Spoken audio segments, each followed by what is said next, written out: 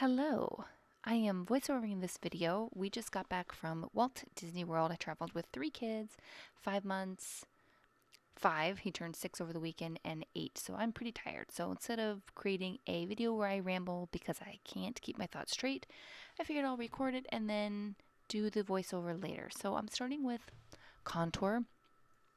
You place it under your cheek, and I do a little swoop up at the end because my cheek is naturally rounded. You want to take it into about your iris or the corner of your eye. Any further or closer to your mouth, you just start to make your face look a little muddy and dirty. I sometimes go in with the finer tip to get more product on my face, and sometimes I just go in with the other large end. It just depends. But I will go back with the large end to blend it out.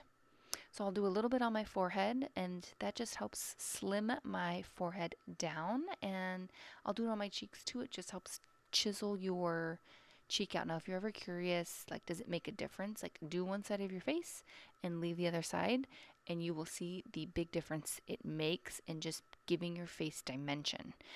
Contour can be really scary, but it's super easy, and it's really important because when you use foundation, you basically wipe out all the shadows on your face. You give your face one color, but that's not how our faces naturally are, right? Think of art. Like an artist, if they want to have a dimensional face, they're shading different spots within the face.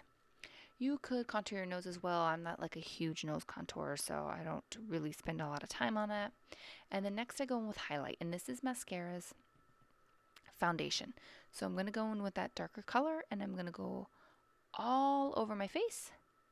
And I will fast forward this up so you don't have to watch that process. And then I'll go in with a lighter, more yellow color to brighten up.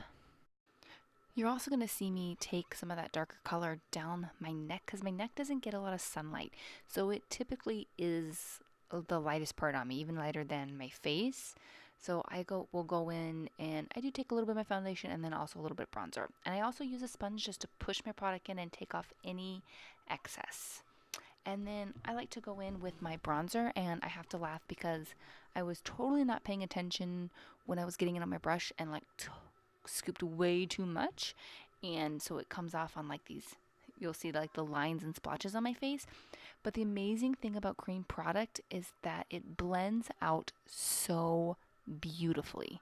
So you'll see like all the weird splotches, and it will be gone by the time I finish blending it out.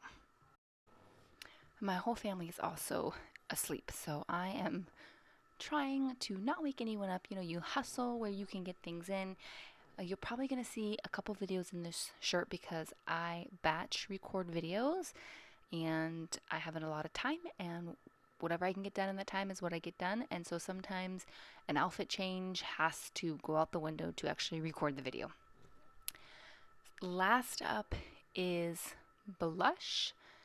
And don't be afraid. I'm going to go in with this darker color. Like, do not be afraid to go in with the dark colors. They don't always apply on your skin that dark. And again, with these mascara creams, they blend out so beautifully. So I actually go in with a pretty heavy hand at first because it will kind of, usually blush is the first thing that wears out. So I'll put on more than I intend, so that way it kind of wears down and it just looks flawless and beautiful. And if you put too much on, more than your liking, you can blend it out very easily. And the other thing is just go in with your brush that you use your foundation on and kind of pat it over lightly, and that will take the color down. So it's super easy. I do a little bit of tapping and buffing out and buffing up. I'm not necessarily super big on smiling and putting on the apples of your cheeks because for me, I have really pronounced cheeks, and when I smile and then I let the smile go, my cheeks kind of drop a little bit. So there you have it. That's the finished look. And there will be another tutorial coming on this eye look. It's super easy, and I'll see you guys in the next video. Thanks for watching. Bye.